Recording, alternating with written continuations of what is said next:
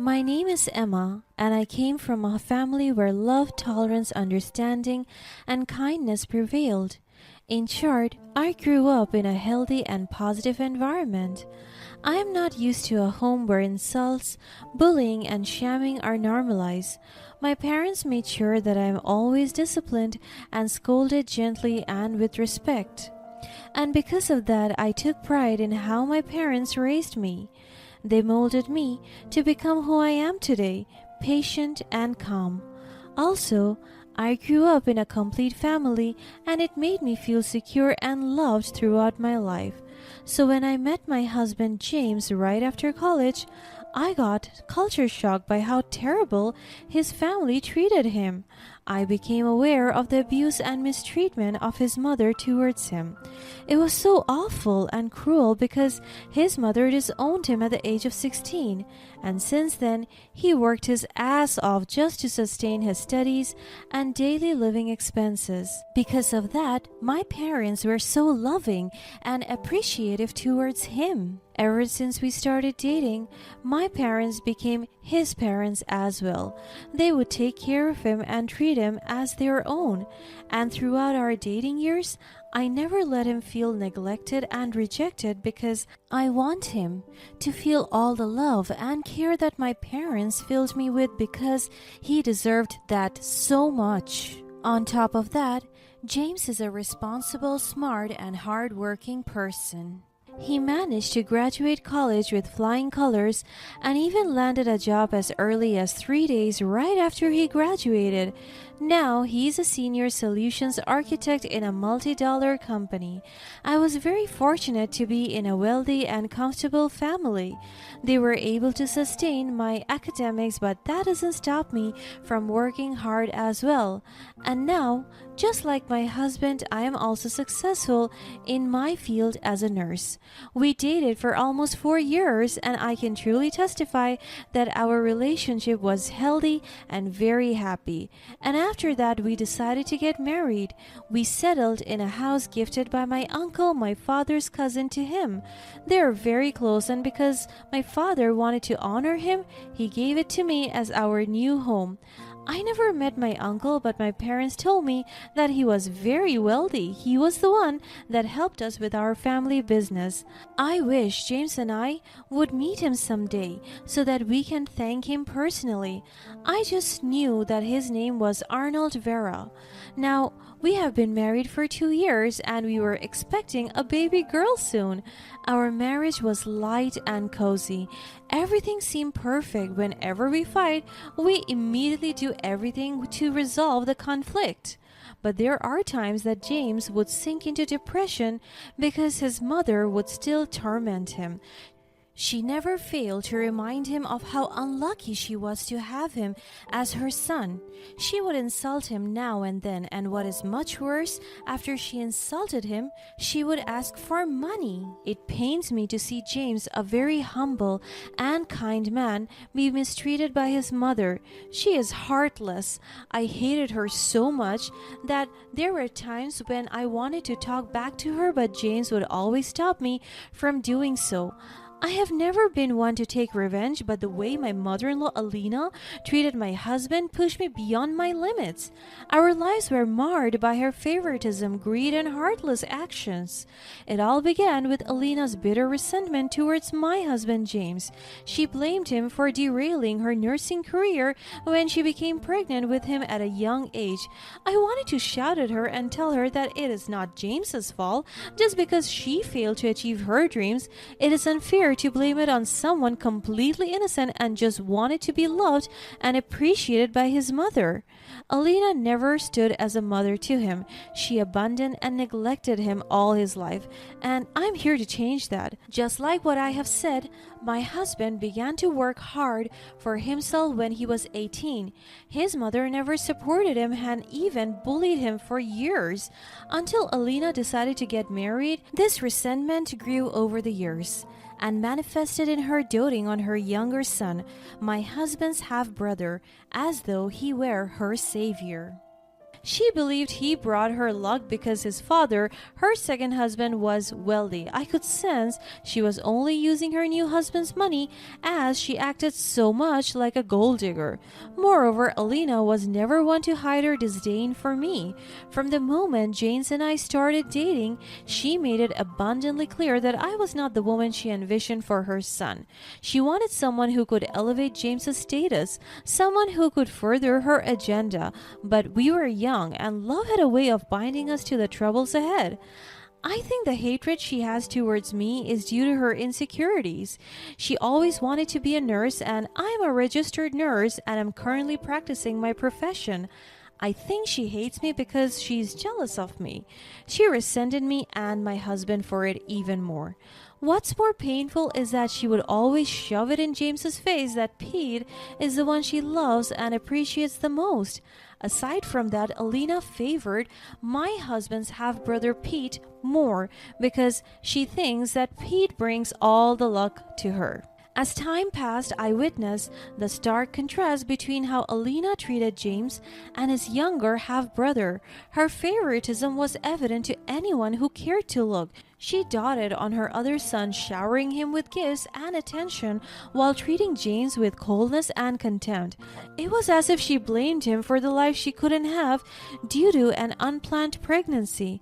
I could still remember a very heartbreaking scene at a family gathering. We were at the dinner. It was just me, my husband, Alina, and Pete. Her husband was not present because he was out on a business trip.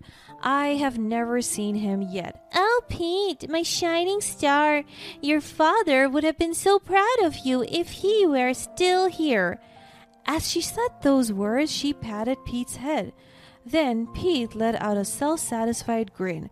"Of course, Mom. I've always known that I was the favorite." I looked at my husband and he was so uncomfortable, and the atmosphere was so awkward. His mother never appreciated and affirmed him the way she did to Pete, so I held his hand and rubbed it gently and talked to him in a soft voice. "My love, you did a fantastic job at work today. Your dedication is commendable." Alina scoffed and rolled her eyes. "Commendable? I don't see why. He's just holding on to a mediocre job. He's useless. Just look at him." "Mediocre is right. James, you're just not cut out for success like I am." Pete laughed mockingly and Alina joined him. It's not about competition, Pete. I'm happy with where I am." "Stop it, Pete. Your arrogance is unbearable." Alina scoffed and rolled her eyes at me. "Oh, come on, Emma. Can't you handle the truth? James is nothing compared to Pete." "I have had enough of this, Mom. Why can't you ever appreciate what I do? You never said any good thing to me since I was young. You hated me all my life. I've never done anything bad to you. Why are you like this?" Alina just smirked at him. "Well, you ruined my life." Pete also smirked and insulted him once again. "Because there's nothing to appreciate, James. You're just a disappointment." "That's not true. James works hard and is a kind and caring person. He deserves respect. He doesn't deserve all of you." "Respect has to be earned, Emma, and James hasn't earned it." "I am done trying to earn your approval, Mom. I've spent my whole life seeking it, but I won't anymore." "Oh, look at you, trying to stand up for yourself? It's pathetic." I wanted to hurt Pete so badly, but I control myself. "That's enough, Pete. You and your mother are toxic, and you take pleasure in tearing James down." "How dare you speak to us like that, Emma? And how dare you treat James this way? He's your family, and you treat him like he's beneath you." I saw the tears falling from my husband's eyes. "I have had enough of your cruelty, Mom. Pete, I won't allow you to belittle me anymore." "Good luck trying to stand up to us, brother. You're a coward anyway." "I don't need luck. I have self-respect, something you both lack." After that scene, we flew out, and we never show our faces to them because our lives are better without them belittling us. As I reflect on the tumultuous events that unfolded in our lives, I can't help but remember the simpler times when James and I first fell in love. Our love was pure and unshaken, but the looming presence of his mother and spoiled and arrogant brother always cast a shadow on our happiness. James bore the weight of his mother's bitterness with remarkable resilience, but it took a toll on him. He longed for her approval, but it seemed forever out of reach. Despite everything, he remained kind-hearted, trying to mend broken relationships with his mother. But things took a darker turn after Alina's husband, James's stepfather, passed away. With his wealth now under her control, Alina's true nature was unleashed. She was already bad, but now she became worse. The grief over her husband's death seemed to fade quickly, replaced by a thirst for power and control.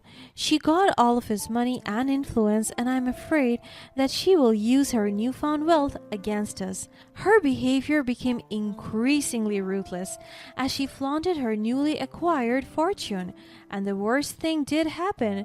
One day she came rushing to our home and took over everything. They took over. I was pregnant at that time, and Alina dragged me out of my bed while Pete punched James and pushed him out of our house helplessly. We watched powerlessly as she manipulated the situation to force us out of our family home. It was a gut-wrenching blow, realizing that someone we once thought of as family could stoop so low. When her husband passed away, Alina's true color emerged. She reveled in her newfound wealth and power, feeling superior to everyone, including us. It wasn't long before she decided to seize control of our family home, the one my father had inherited from his cousin. The day we were forced to leave our home was heart-rending. As we walked away, I clutched James's heart, promising him that we would find a way to make things right. I held my womb and prayed that one day the tables will turn and karma will find its way to them. This house is ours now, so leave. I don't want to see the two of you messing around our new house. I was taken aback by what she said. Her new home? This is a gift from my uncle. You have no right to claim this. My uncle gave this house to us. Pete just laughed and showed me a will, and my eyes widened as I read a familiar name, Andrew Vera. My father owns this house. And Andrew Vera? Your father is Andrew Vera? Yes, and what about it? He is dead, and I will have all of his money and property now. I'm a millionaire, and all of you peasants will bow down to me. So get out of here, because I'm reclaiming what is mine. My uncle is Andrew Vera. They both laughed as if I said a joke, but I just gave them a smirk and stern look that made them feel uncomfortable. They went silent. I stood up. Then my husband. You will have the house, but vengeance will be ours. After I said that, the both of us walked away. I couldn't believe that my uncle is Alina's husband. I now have the upper hand. Alina had no qualms about evicting us from our own home, leaving us devastated and homeless. Her actions were driven by a twisted sense of entitlement and greed, fueled by the belief that money could buy her happiness and respect. But I refused to be defeated. I couldn't stand idly by as she trampled on the lives of those I loved. My father had once told me stories of his kind-hearted cousin, my uncle, who had been generous and caring to his family. I was determined to expose Alina's deceit and cruelty. I had always been close to my father, and he often shared stories of his relatives. Among them was his cousin, my uncle, whom I had never met. As I began to dig deeper into my uncle's past, The pieces started to fall into place. The shock and anger that washed over me upon discovering how Alina had misused the funds meant for my uncle's medical care was indescribable. Digging deeper into my uncle's affair, I uncovered the shocking truth. Alina had used all the money meant for my uncle's medical expenses for her benefit. She had let him suffer, prioritizing her materialistic desires over his well-being. The revelation sickened me to my core, and I knew I had to act. My determination to seek justice grew stronger with each revelation. Gathering evidence, I meticulously built a case against Alina, one that would expose her for the gold digger she truly was. I sought help from friends, some of whom had also been affected by Alina's deceitful ways, and together we pieced the puzzle of her cruel intentions.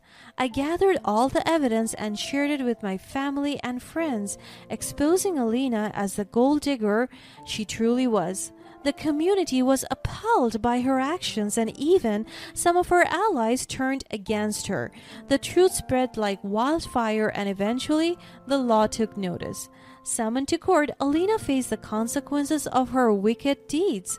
The trial was intense, with the evidence overwhelmingly condemning her. Her facade crumbled, and she was unable to escape the truth. It was both gratifying and heartbreaking to see her face the repercussions of her actions. As the day of the trial approached, I couldn't help but feel a mix of anxiety and hope. This was not just about revenge, it was about righting the wrongs, bringing closure to the pain inflicted upon our family, and ensuring that Alina couldn't hurt anyone else. In the courtroom, emotions ran high as the evidence unfolded, revealing Alina's true colors to everyone present. Her attempts to maintain a facade of innocence crumbled under the weight of undeniable proof. The room held its breath as the judge pronounced the verdict, and a sense of vindication washed over me when justice was finally served. Alina's actions had consequences, and she faced the wrath of the law. As she was led away, her arrogance replaced by humiliation, I knew that our lives would never be the same. While the bitter taste of revenge was momentarily satisfying, it was the triumph of truth and justice prevailing that brought a sense of closure to our troubled past. As we returned to our family home, I couldn't help but be grateful for the strength of love and resilience that had carried us through the storm. While the scars of Alina's actions would never fully fade, they reminded us of the battles we had fought and won together. Through it all, I learned the power of standing up for what is right and the importance of forgiveness, not just for those who wronged us, but for ourselves. We emerged from the darkness stronger, wiser, and with a renewed appreciation for the precious bonds of family and the resilience of love. The court ruled in favor of justice, and Alina was handed a punishment fitting for her crimes. She was forced to face the consequences of her greed and heartlessness. The house she had seized from us was returned to our family, and she was ordered to pay restitution for her misdeeds. In the end, the revenge I sought wasn't just about humiliating Alina, it was about seeking justice for my husband, brother, and all the lives she had disrupted. Her actions had torn families apart, and now she had to reckon with the pain she had caused. As the dust settled, I realized that vengeance alone wasn't the answer. While Alina faced the consequences of her actions, I chose to focus on rebuilding our lives, strengthening our bonds, and ensuring that the scars left by her cruelty would heal with time. Life moved on, and we learned to cherish the love we had for one another. I understood that revenge might have given a fleeting sense of satisfaction, but true healing came from forgiveness and rising above the darkness that had clouded our lives. Though the wounds of the past remained, we emerged stronger, wiser, and more united than ever. And as we stepped back into our family home, I couldn't help but feel a sense of triumph. not just for myself, but for all those who had suffered at Lena's hands. Justice had been served, and the power of love and family had prevailed.